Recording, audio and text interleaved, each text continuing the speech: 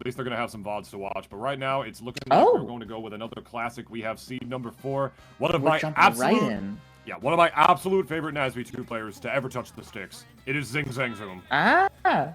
Easily one of my favorite players. Another great practice partner of mine. We play the game with each other every now and again. He's taught me a lot of what I know about Danny. Aww. You can imagine. He wanted to pick up Ember once, and I taught him a lot about Ember. And then he was like, this character sucks ass. I'm not playing this. I'm not playing this character. He's like, I don't want to do this anymore. And I'm like, alright, fine. Be that guy.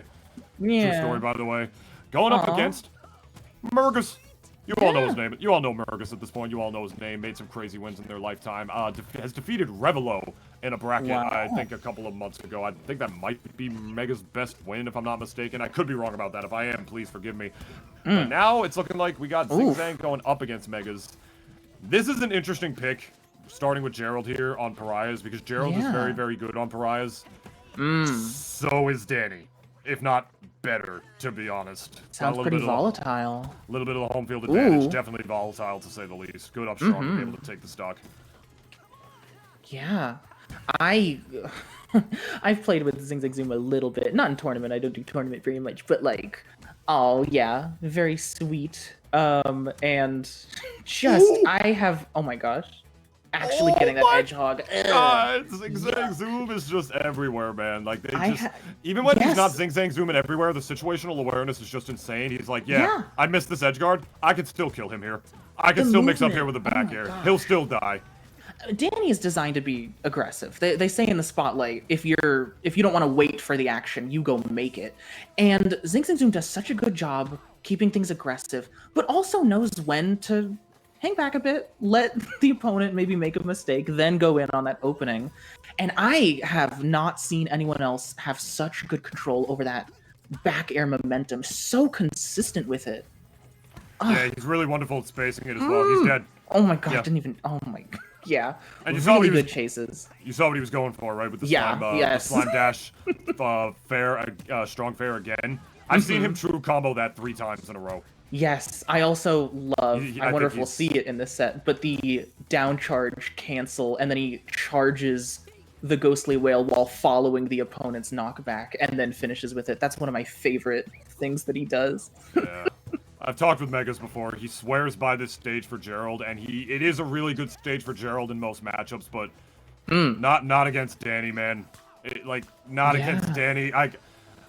I've beaten him with Danny on this stage in bracket before, and I do not main the character. I mean, I don't know if that's just a testament to how broken Danny is, which it certainly is, or if it's something else about the matchup. I don't know, but as good as Gerald is on this stage, he can still get counterpicked on it, because Danny could just choose to not interact, and then when he does, his buttons are usually better. Look at him, he's just about to kill off a damn jab! So my god!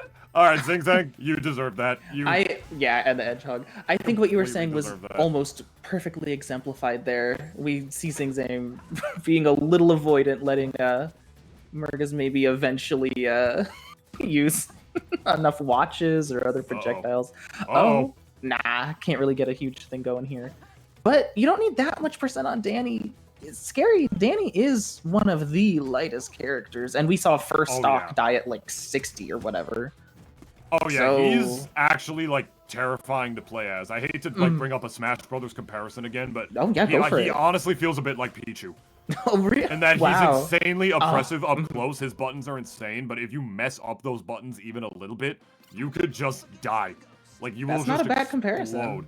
I mean, all sorts of percent. Yeah, no, M0M0zang welcomes the comparison as well. I've talked to him about it. Wow. I talk in the Fenton Works chat every now and again quite a bit. And I just don't agree with this pick, man. I'm sorry. M0M0z swears by this stage. As he should, but Danny's better.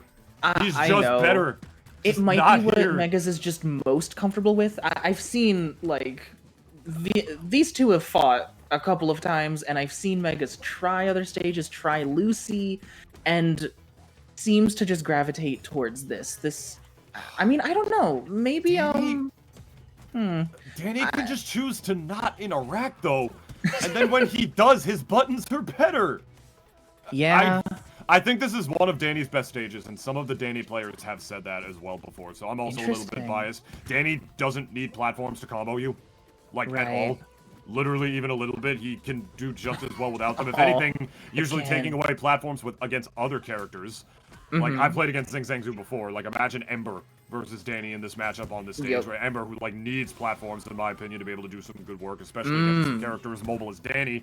Gerald's got the projectiles unlocked, but Danny's one of the most mobile characters in this game, so if Zing Zang plays his cards right, which you can tell he very much is right now, as, if Megas decides to go high, would have died right there.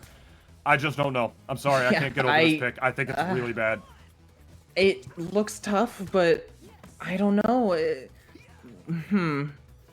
I mean, maybe sticking with Gerald, but at least going to a different stage, but then what? Even if Lucy is better, you might just not be comfortable with that matchup. I don't even know if Lucy is better or anything. It's just like, if this isn't the best option, what is? Yeah, I don't even know if Lucy's better on this stage necessarily, because Lucy's very good on this stage too. I feel. Right. Okay, I've never seen Zing Zang do that. That's another reason I love to watch Zing Zang, is that this guy does something new literally every single time I play. Yeah. I either play him or watch him. Nice adaptation. He just did back air cancel into the down B. I've never seen him do that before a single time. I'm really liking, like, in the past couple weeks, really seeing him experiment more with Danny's weird down special. That move's not bad. It's a little gimmicky, but it's not bad. It doesn't feel like it leads to much, like, combo-wise, it doesn't lead to much, but it like, forces the opponent to have to land, which can create all sorts of disadvantages. And it is, like, quick. Oof. Even here. Okay. Just about to say Megas with a lead, but just immediately taken away from the back air by Danny. Yeah. One of this game's best moves in the fact that it is one of the only moves in this game that you can cancel into any of his other normal aerials without slime.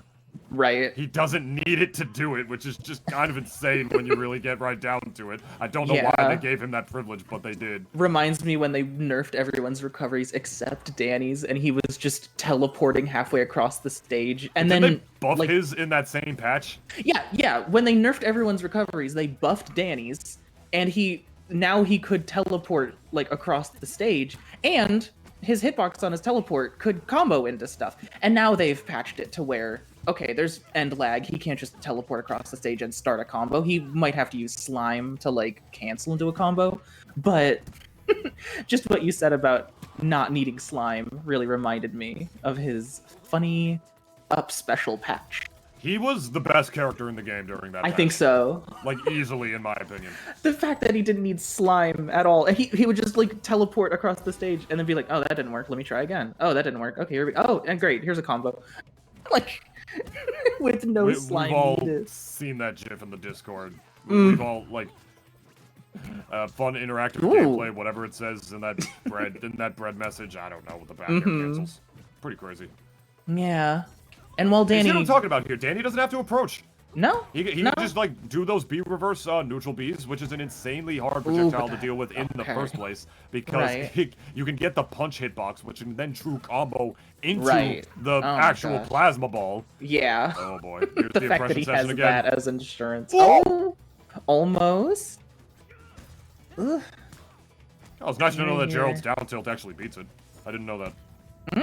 Oh, okay, gonna have to burst there. I don't know, might have actually lived, but why risk it? It's fine. Yeah, looking like Zing Zang's a game to lose right now, unless Megas gets something big off this. I love the first hit reset right there, trying to get another reset off of it, but Danny is just such a hard character to combo because of how light and floaty he is, Salsa. Like, on top of everything else, he's hard to combo.